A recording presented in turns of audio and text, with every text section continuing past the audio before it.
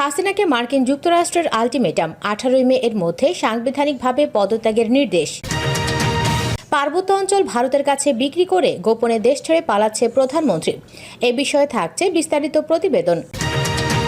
ক্ষমতাসীন আওয়ামী লীগ সরকারকে কোনো এক অনিশ্চিত শর্তে বলা হয়েছে যুক্তরাষ্ট্রের একজন সিনিয়র কর্মকর্তা, যিনি সম্প্রতি ঢাকা সফর করেছেন, যে শেখ হাসিনা সরকার ক্ষমতা থেকে সরে দাঁড়ানোর কথা বিবেচনা করতে পারে এবং 18 মে এর মধ্যে জাতীয় সংসদের স্পিকারের কাছে দায়িত্ব হস্তান্তর করতে পারে।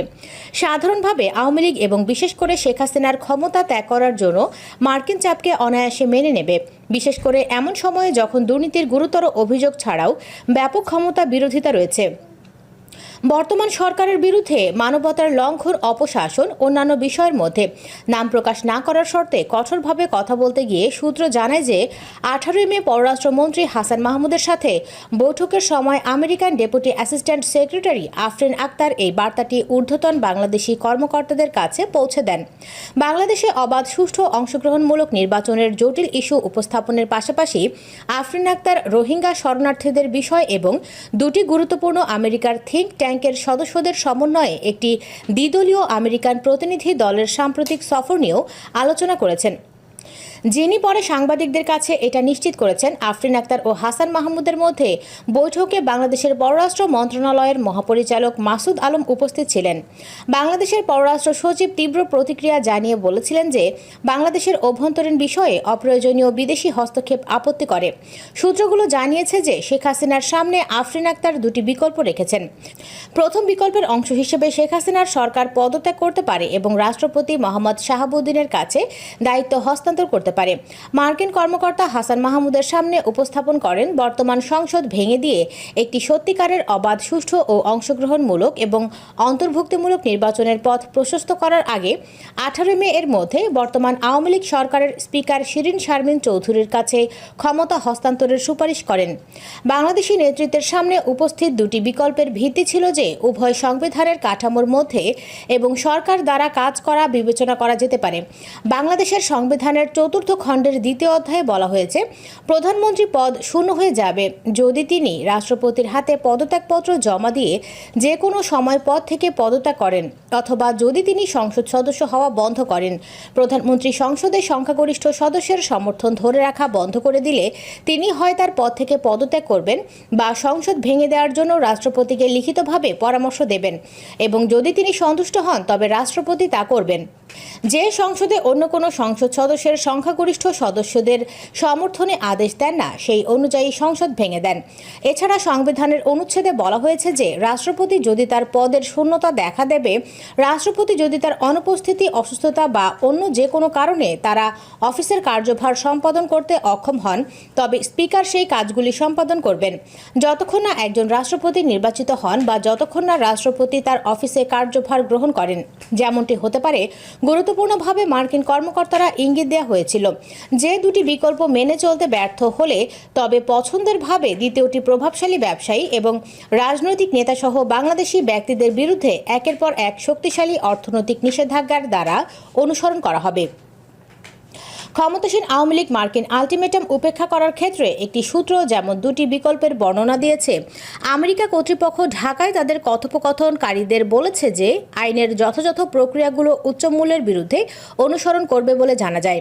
ওই দেশে বসবাসকারী বাংলাদেশি ব্যক্তি নরফিক্স নিউজের সাথে কথা বলার সময় বাংলাদেশের অন্যতম প্রধান সাংবিধানিক বিশেষজ্ঞ শাহদিন মালিক বলেছেন যে পরিস্থিতি রাজনৈতিক অন্যথায় নতুন নির্বাচন না হওয়া পর্যন্ত প্রধানমন্ত্রীকে রাষ্ট্রপতির সংসদ ভেঙে দেওয়ার পরামর্শ দিতে হবে। রাষ্ট্রপতি মন্ত্রিসভার চালিয়ে যেতে বলবেন এবং রাষ্ট্রপতি যদিও অপ্রস্তুত হন, যে কারণেই হোক না কেন, স্পিকার তার দায়িত্ব পালন করবেন। সংবিধানের 15তম সংশোধনীতে প্রচুর ত্রুটি রয়েছে বলে সম্মত হয়ে মালিক বলেছিলেন যে যদি তিনি পদত্যাগের দাবিতে রাজি হন তবে এটি তার রাজনৈতিকভাবে আত্মঘাতী হবে। মালিক উপসংহারে এসেছিলেন যে শেখ হাসিনা এ ধরনের পদক্ষেপগুলো অস্বীকার করবেন এবং তিনি আশঙ্কা করছেন যে শাসন ব্যবস্থা দমনমূলক হবে। সাংবাদিক ইলিয়াস বলেন, অভিযানে দেখানো হচ্ছে একজন মুসলিম শিক্ষিত যুবক পাহাড়ে যায়। শুধু যায় না শব্দটি ব্যবহার করা হয়েছে হিজরত করেছে। আটককৃত কেউ না বললেও আইনশৃঙ্খলা বাহিনী হিজরত শব্দটি আবিষ্কার করেছে। চট্টগ্রাম সেনাবাহিনীর ঊর্ধ্বতন এক গোয়েন্দা কর্মকর্তার নাম না প্রকাশ করার শর্তে জানিয়েছেন, মূলত জামাতুল আনসার বলে বাস্তবে কোনো সংগঠনের অস্তিত্ব নেই।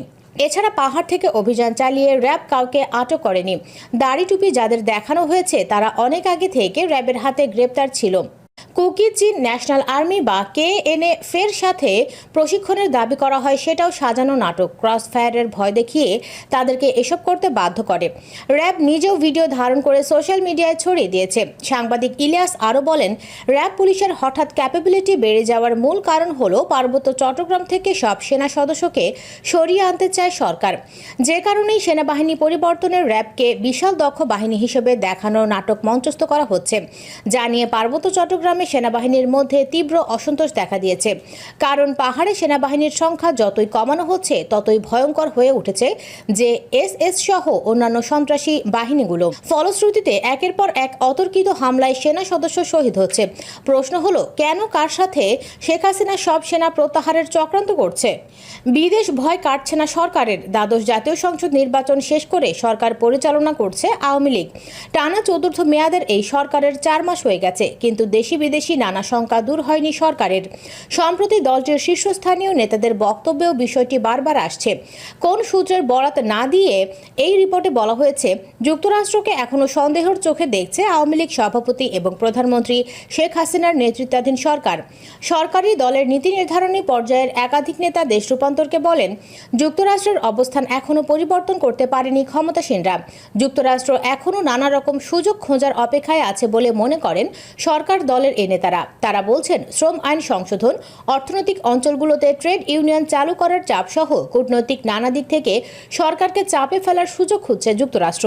ইরানের সঙ্গে বন্দর চুক্তি, ভারতের ওপর নিষেধাজ্ঞা চাপানোর হুঁশিয়ারি আমেরিকার। 10 বছরের জন্য ইরানের চাবাহার বন্দর পরিচালনার জন্য ভারত একটি চুক্তি স্বাক্ষর করেছে। এর কয়েক ঘন্টার মধ্যেই মার্কিন যুক্তরাষ্ট্র স্পষ্ট করে জানিয়ে দিয়েছে যে কেউ ইরানের সাথে ব্যবসায়িক চুক্তি বিবেচনা করছে তাদের নিষেধাজ্ঞার সম্ভাব্য ঝুঁকি সম্পর্কে সচেতন হওয়া দরকার। ইসরায়েলের ওপর হামলার পর যুক্তরাষ্ট্র ইরানের মনুষ্যবিহীন আকাশযান উৎপাদনকে লক্ষ্য করে নতুন নিষেধাজ্ঞা আরোপের ঘোষণার কয়েকদিন পরই এই ঘটনা ঘটেছে। মার্কিন পররাষ্ট্র দফতরের ডেপুটি মুখপাত্র বেদান্ত প্যাটেল ভারত ও ইরানের মধ্যে চুক্তি সংক্রান্ত এক প্রশ্নের জবাবে বলেছেন, চাবাহার বন্দর নিয়ে ইরানের সঙ্গে ভারতের চুক্তি হয়েছে, সেটা আমরা জানি। আমি চাই ভারত সরকারের বিদেশ মন্ত্রক তাদের বিদেশনীতি নিয়ে বিস্তারিত জানাক। ইরানের সঙ্গে তাদের দ্বিপাক্ষিক সম্পর্ক, চাবাহার বন্দর, সমস্ত কিছু নিয়েই ভারতের কথা বলা উচিত।